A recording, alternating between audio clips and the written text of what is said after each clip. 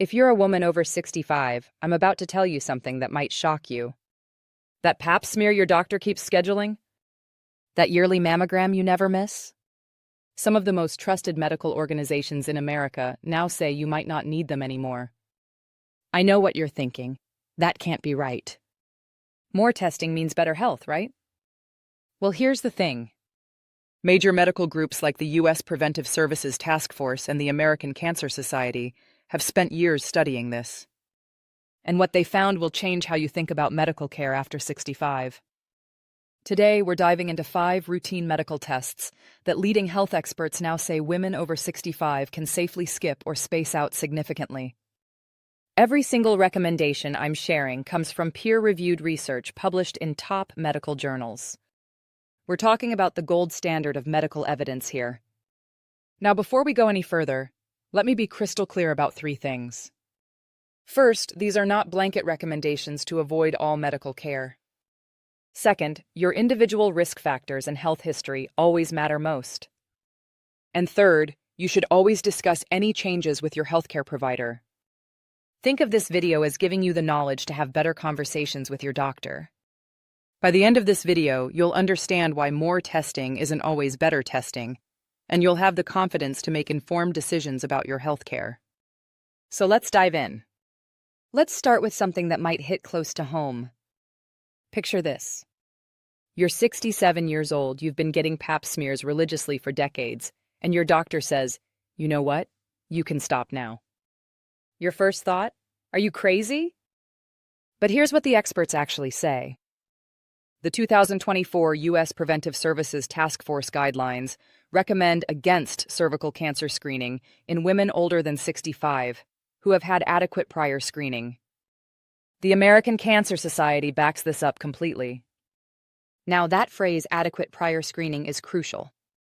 It means you've had either 3 consecutive normal pap tests or 2 consecutive negative HPV tests within the past 10 years, with your most recent test within 3 to 5 years. Here's what's really eye-opening. Research shows that fewer than 1 in 3 women aged 64 to 66 actually meet these criteria to safely stop screening. So if you're thinking, wait, I'm not sure if I qualify, you're not alone. Now, you might be worried because you've heard that 25% of cervical cancers happen in women over 65. That's true, but here's the important part. Most of those cases are in women who weren't adequately screened earlier in life. Think of cervical cancer like a very slow-moving train.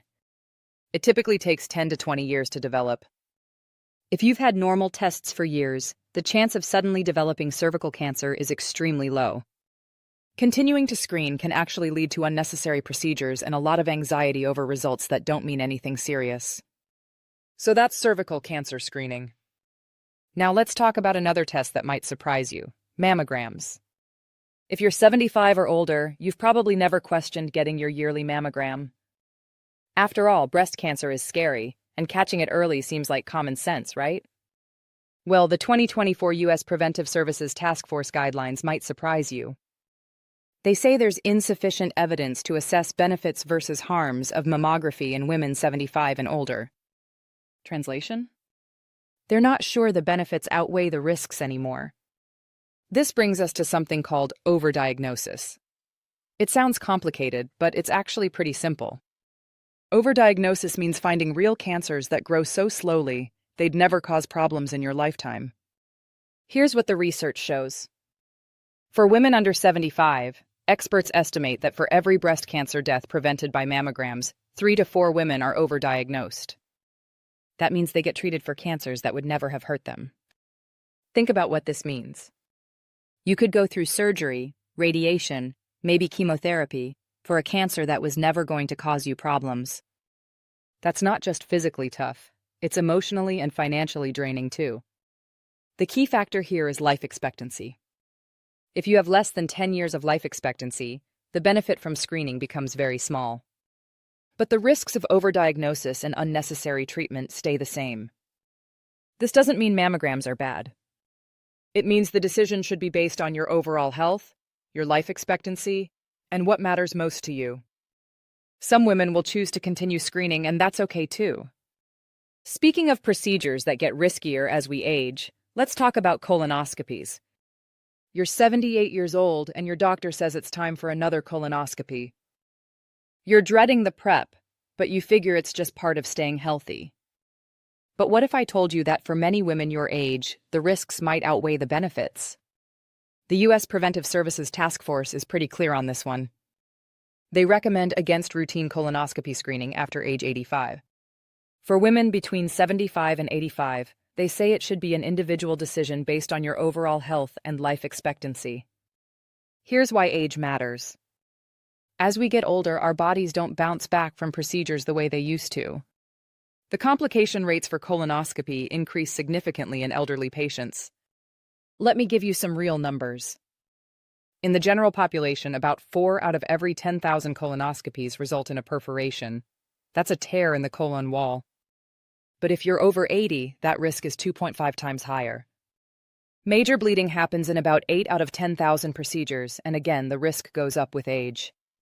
A recent study from Kaiser Permanente found that 2.3% of adults aged 76 to 85 died or were hospitalized within 30 days of a screening colonoscopy.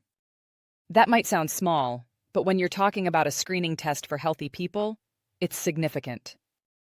And it's not just the colonoscopy itself. Complications often come from the follow-up procedures. If they find a polyp and need to remove it, or if the results lead to more testing, each step adds more risk. We're talking about cardiac events from sedation, infections, and other serious problems. Here's the bottom line.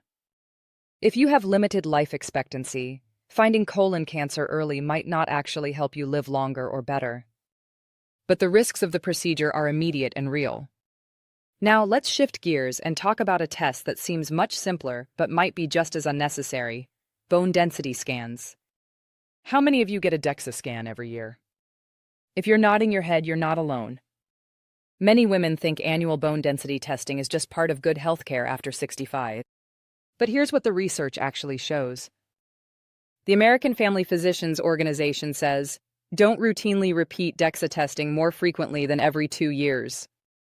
Harvard Medical School goes even further, suggesting healthy women over 67 might not need additional testing for up to 10 years. Think about that for a second. 10 years.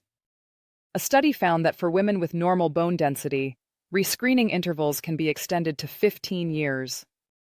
Another study showed that repeat testing after just 4 years only improved risk identification by 4%. That's a pretty small benefit for all that testing. So what does this mean for you?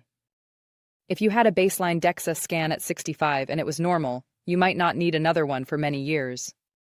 The exception is if you have specific risk factors like a family history of fractures, certain medications, or other health conditions that affect bone density. Less frequent testing means less radiation exposure, lower healthcare costs, and less anxiety about small changes in bone density that might not even be meaningful. Our last test might be the most surprising of all because it seems so simple and harmless. When you go for your annual physical, getting an EKG probably seems like a no-brainer. It's quick, it doesn't hurt, and it checks your heart. What could be wrong with that? Well, every major medical organization disagrees. The U.S. Preventive Services Task Force gives routine EKG screening a D recommendation. That means they recommend against it. The American Heart Association, American College of Cardiology, and American College of Physicians all agree. Here's the issue. EKGs in healthy people often show abnormalities that look scary but don't mean anything serious. Studies show that 6 to 12% of screened patients end up getting unnecessary follow-up procedures like cardiac catheterization. And those follow-up procedures aren't harmless. Cardiac catheterization has serious complication rates of 1.7%. We're talking about potential strokes, heart attacks, and allergic reactions to contrast dye. All from a screening test in someone who felt perfectly fine. There's also something doctors call cardiac neurosis. That's when people become anxious and worried about their heart because of an abnormal EKG result, even when their heart is actually fine. This anxiety can significantly impact quality of life.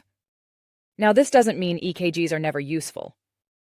If you have chest pain, shortness of breath, a family history of heart disease, or other risk factors, an EKG makes perfect sense. We're only talking about routine screening in healthy women with no symptoms. So we've covered 5 tests, but let's step back and look at the bigger picture. What's really happening here? Medicine is going through a major shift. We're moving from more is better to appropriate care is better. Medical organizations are finally recognizing that overscreening can actually cause harm. But here's the problem. Research shows it can take up to 13 years for new guidelines to actually change what doctors do in practice. Many doctors are still recommending tests that go beyond current guidelines, sometimes because they haven't kept up with the latest research, and sometimes because they're worried about missing something. And it's not just doctors. Studies show that 43% of elderly patients want to continue screening even when their doctors recommend stopping. We've been taught that more testing equals better care for so long that it's hard to change our thinking. This is where individualized care comes in. Your chronological age, the number on your birthday cake, matters less than your overall health and life expectancy. A healthy 80-year-old might benefit from screening that a frail 70-year-old shouldn't have. And we need to think about quality of life. What's the point of finding a slow-growing cancer if treating it will make your remaining years miserable? These are the conversations we need to be having with our doctors. Now, before anyone thinks I'm telling you to avoid all medical care, let me be very clear about who should still get these tests. You should continue these screenings if you have high risk factors, like a strong family history of cancer, genetic predispositions like BRCA mutations, or if you haven't had adequate screening in the past. Individual doctor-patient discussions always trump general guidelines. And there are red flags that mean you need screening regardless of age. New symptoms like unusual bleeding, persistent pain, or shortness of breath should always be evaluated. If you've had abnormal test results in the past, that changes everything too. The key is having honest conversations with your healthcare provider about your individual situation. These guidelines give you a starting point for those discussions, not a replacement for medical advice. Let's wrap this up with the key points. Medical guidelines have evolved based on solid evidence. Age alone shouldn't determine what screening tests you get. The goal is appropriate care for your situation, not maximum care for everyone. Here's what you can do starting today. First, review your screening history with your healthcare provider. Ask about your individual risk factors. When your doctor recommends a test, ask about the evidence behind it. Focus on screenings that actually matter for your health situation. Stay informed about evolving medical guidelines. Medicine is always changing as we learn more, and that's a good thing. Remember, smart healthcare isn't about doing everything possible. It's about doing what's most beneficial for you at your stage of life. These evidence-based changes represent medical progress, not medical negligence. If this video helped you understand these guidelines better, give it a thumbs up and share it with other women who might benefit. And let me know in the comments, were any of these recommendations surprising to you? I'd love to hear your thoughts. Most importantly, use this information to have better conversations with your doctor. You deserve healthcare that's tailored to your needs, not just your age. Thanks for watching, and I'll see you in the next video.